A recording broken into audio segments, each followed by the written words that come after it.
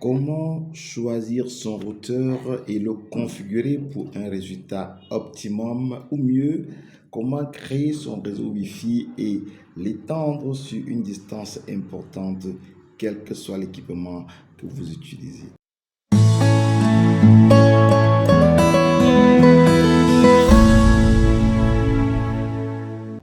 Bonjour, mon nom est Jocelyn Maglariumbi. Dans cette vidéo, je réponds à la question d'un de nos sympathisants qui voudrait savoir comment est-ce qu'on fait le choix de routeur et quel choix est-ce qu'on doit faire selon le routeur de telle marque ou de X marque ou de Z marque. Comment est-ce qu'on arrive à faire le choix du routeur expérimenté? Je vais parler des processus et des méthodes que nous avons appliquées pour pouvoir avoir des portées maximales en termes de portée, en termes d'extension, pour pouvoir avoir des portées conséquentes en termes de distance, nos points d'accès mutualisés au mieux sur nos Wi-Fi. Comme trois choses à savoir. D'abord, les critères de choix d'un routeur. Après les critères de choix des routeurs, quelques secrets dans la configuration des routeurs. Et en trois, comment est-ce qu'on assure effectivement l'extension de notre réseau Wi-Fi sur plusieurs mètres, voire kilomètres. Alors d'abord en 1, le choix d'un routeur. Rappelons-le, un professionnel ne choisit pas un routeur au hasard.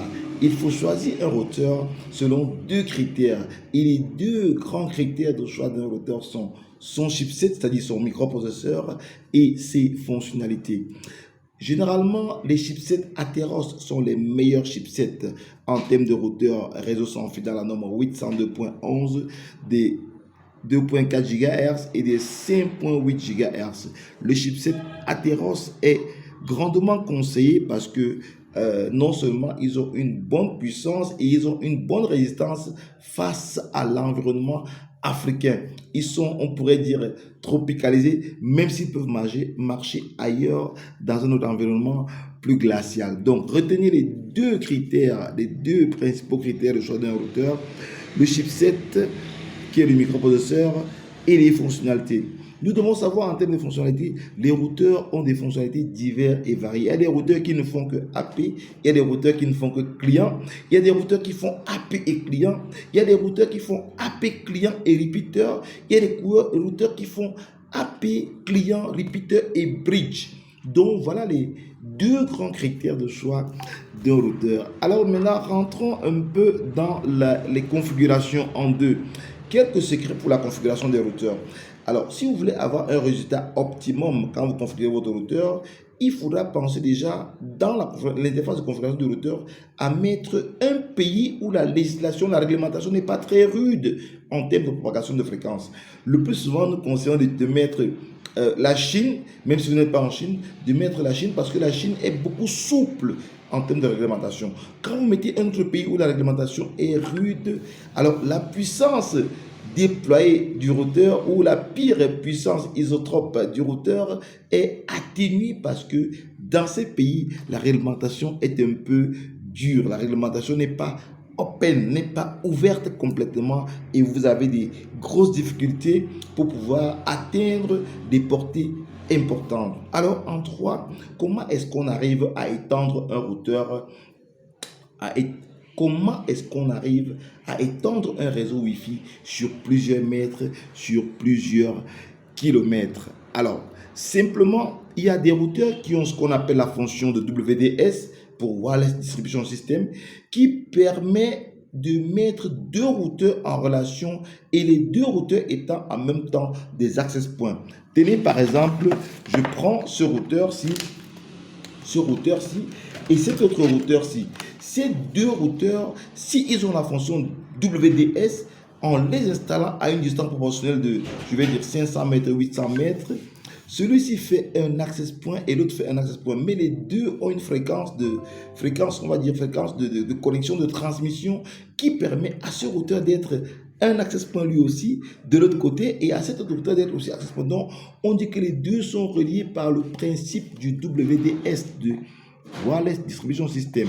Ça, c'est un premier cas. Deuxième cas, on peut relier les deux routeurs par câble ou bien par une fréquence radio autre que celle utilisée pour la couverture.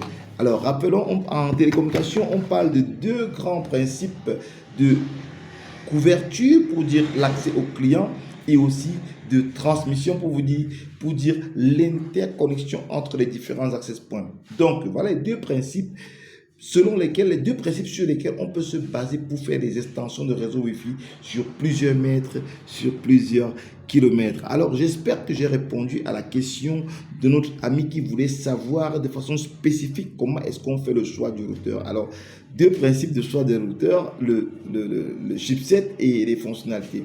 Maintenant, nous n'allons pas faire la publicité des différentes marques, mais nous allons dire qu'il y a des marques standards qui marchent très bien en Afrique. Sans publicité, je précise, cette vidéo n'a pas été sponsorisée ni par une marque, ni par aucune entreprise, quoi. Mais je vais dire, l'expérience que nous avons des routeurs nous montre que les routeurs open source sont les meilleurs routeurs qui fonctionnent très bien sur l'Afrique. Et un des grands routeurs open source que nous avons, c'est des routeurs MikroTik. Après les routeurs MikroTik, nous avons les routeurs TP-Link, de marque TP-Link. Et après les routeurs de marque TP, nous avons les routeurs de marque Tenda. Ça, ce sont des meilleurs routeurs et je précise que tous ces routeurs cités ont carrément le chipset Atheros à la base du fonctionnement, à la base de leur chipset. Donc voilà, j'espère que nous avons répondu à la question de notre ami. Alors si vous voulez en savoir davantage sur les propagations électromagnétiques, téléchargez gratuitement le guide du gros mensonge sur le Wi-Fi en bas de cette vidéo. Et si ça vous dit de suivre nos bootcamps pour en savoir davantage, nous vous invitons justement à cliquer au bas de cette vidéo. Si vous aimez la vidéo, mettez-nous un bon pouce comme ça.